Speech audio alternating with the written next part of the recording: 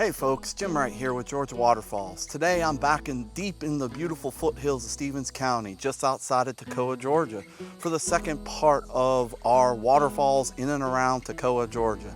Now, if you're looking for a waterfall adventure that feels like you stumbled into a hidden jungle oasis, you are in the right place. I am going to Cedar Creek Falls, so let's go. Welcome to Georgia Waterfalls by Jim Wright, where we journey deep into the heart of the Peach State to uncover its hidden natural treasures.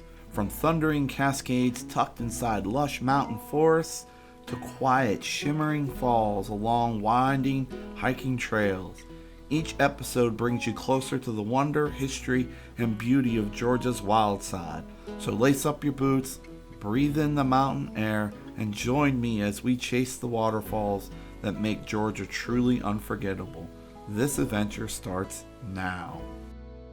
We are hitting the waterfall trail at Camp McKell, a fantastic camp and conference center nestled right in the Little Toccoa Creek Valley. In order to see this wonderful waterfall, you need to get permission prior to visiting. I will put the contact information in the description below.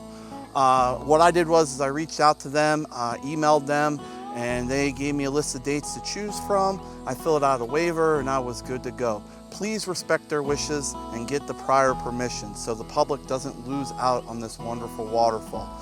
And it is private property, so make sure you do the due diligence and contact them. And it was no problem that I had with them. They said, hey, here are your dates. I picked a date. They sent me an email for a waiver. And bada bing, bada boom, I'm here hiking the trail. So to get to Camp McKell, it's about 5 miles outside of Toccoa, Georgia. It's on Camp McKell Road. I used Google Maps and it pretty much took me right there. There's a gravel road that you'll travel on when you get to the camp.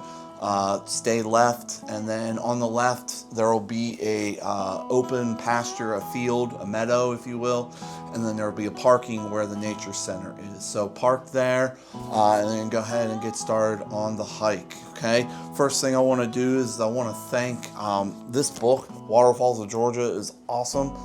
Would not have been able to get to this waterfall, more or less find it or the information necessary. So definitely, those of you that are interested in waterfalls, pick up this book. Great information in here. So let's get started. Let's go to Cedar Creek. At the nature center to the left, you'll walk up the meadow and then you'll see a sign saying Waterfall Trail. For this hike, it was around 2.84 total for me. Their trail guide said about 3 miles total, and I did a loop. But if you want to just do this once, you just stick on the waterfall trail. And I did it in a little over a mile, 1.1 mile. So that would be like 2.2, something like that, give or take. But I wanted to see, they have this huge like 15-foot, 20-foot cross on top of the ridge that I wanted to see. So what you're going to do is you're going to take the waterfall trail. It's pretty strenuous, especially the first like 0.3 of a mile where you're starting in the Little Toccoa Creek Valley, and you're coming up 300 feet to the top of the ridge to get to Cedar Creek Falls. So that 0.3 miles is pretty strenuous. There's a rock outcropping that you can use ropes to kind of climb up. I used them because I was carrying camera gear and I just wanted to be extra careful. But you probably could get away with not using the ropes. They're there for your safety.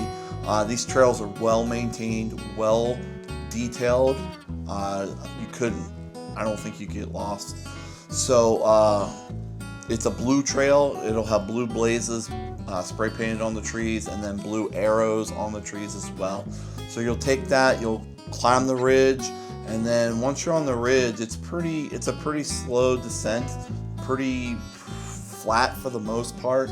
Now coming back up, it's a little bit harder, but once you've climbed that 0.3 up to the ridge, this is a welcome change. Like I said, over a mile, you get to the waterfall. The waterfall bridges Cedar Creek and Mason Branch, and the waterfall kind of meets there. Cedar Creek will flow into Little Toccoa Creek. Little Toccoa Creek will flow into Toccoa Creek, which will flow into Lake Hartwell. To go back, you could go back the way you came on the waterfall trail. Just stay on the Blue Blazes. What I did was about halfway through, I took a right on the connector trail. It has yellow blazes because, like I said, I wanted to see the cross. Past the cross, then you're going down the ravine, down the ridge, into the valley below, and you'll take the Little Fox Trail. That's a red trail. It's a short trail down to a pond, go around the pond, go left up the dirt gravel road, and you're back at your car. I think it's a pretty hard trail. It definitely worked me the early part of it. If I did it again, I wouldn't do the loop. I would just do the straight waterfall trail there and back. So we're gonna go ahead and look at Cedar Creek Falls and talk about it, and then close up shop. So let's keep going. Cedar Creek Falls is a 40-foot sliding waterfall with an upper tier and a lower tier. From the aerial footage, you can really see that the waterfall just kind of goes up, up, up, up, up. So it'd be kind of cool in the wintertime when there's no leaves and whatnot to see how far this waterfall goes up the stream. Enjoy the footage of Cedar Creek Falls. Remember to like and subscribe and keep watching. See y'all later. Have a wonderful day.